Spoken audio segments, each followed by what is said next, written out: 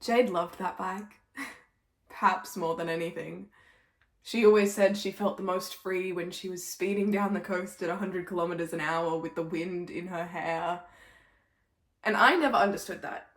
I always said motorbikes were death traps on wheels. That was until she took me riding for the first time.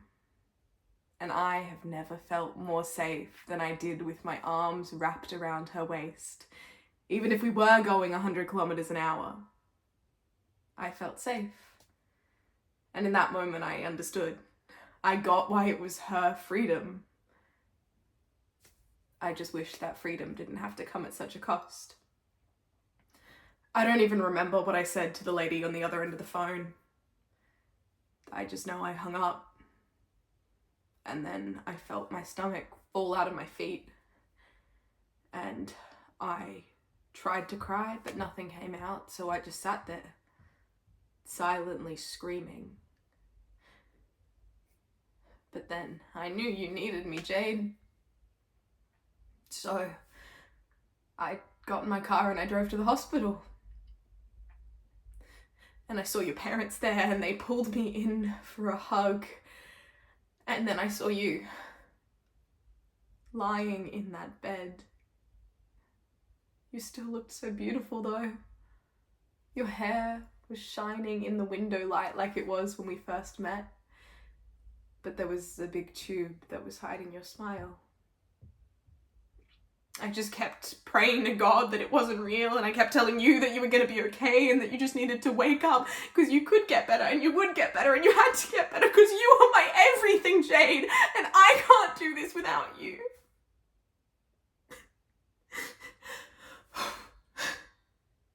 I swear at one point I saw you smile when I held your hand, but the doctors told me that you were gone already. But I could see you. I could see you breathe, I could see your chest rising and falling with each breath, and I wasn't gonna let them take you away from me. I didn't want them to take you away from me. I couldn't let you go. But it wasn't my choice, Jade. Your parents came back in the room, and they said it was time to say goodbye. Your mum hopped on the other side of the bed and kissed your forehead, and your dad held your hand. And we all just stood there for a while, holding you, not wanting it to end. And then the doctor pulled the plug and took the tube out of your throat, and I kissed you for the last time, and I felt the air leave your body as I did. I felt your life slip away in my arms.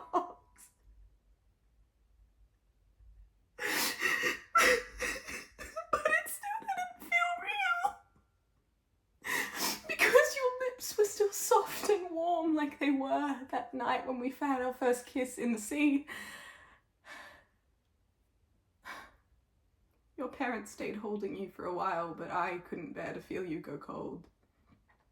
I couldn't bear to feel your life slip away from me again, and I didn't want to remember you as anything but the pure warmth that you were. I mean, aside from your legs in winter, they were always little icicles. But I didn't want to remember you as that all over, forever. So I came home.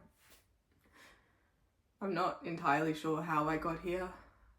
And I definitely don't want to be, because this isn't home without you.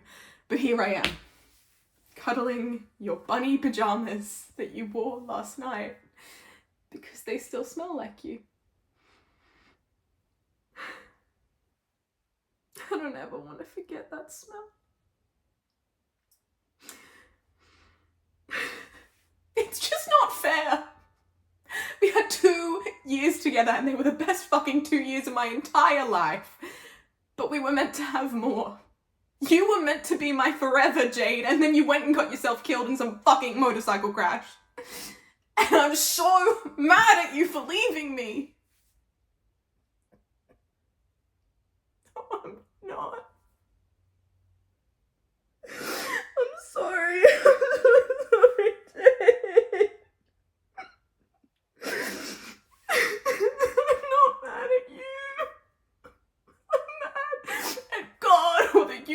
or whoever is up there that decides when we live and when we die, because it's not fair. You showed me what life is and what love is, and you showed me how to dance in the rain when the entire fucking world is crumbling around you, and then you went and got yourself killed. You're gone. Just like that. We were meant to have so much longer together. We were meant to raise kids and grandkids together and raise them with all the love and compassion that I never got, and gross them out with how much their granny loves their nana. And you're just gone. And it's not fair, because I know so many assholes who get to grow old and grey and raise kids who resent them, and they don't die in some bullshit motorcycle crash. They get to grow old and grey, and they don't leave behind everyone who ever had the incredible pleasure of getting to know them in some sudden stupid twist of fate. They get to bask in their trail of destruction instead. And then you're gone. How is that fair? I don't think I can do this without you, Jade. I don't want to do this without you. You were my everything. I'm so sorry. But I can't picture my life without you, and I don't want to. Before I left the hospital, I stole some pills from the cart in your room. I don't have anyone to miss me, Jade. I mean, maybe your parents, but I highly doubt they'll want anything to do with me now that you're gone. I love you, Jade. I love you so much. You are my everything. And I'm so sorry, but I need you. I need you more than anything, and I can't imagine my life without you in it. So I'll see you soon, my love. Goodbye. I love you so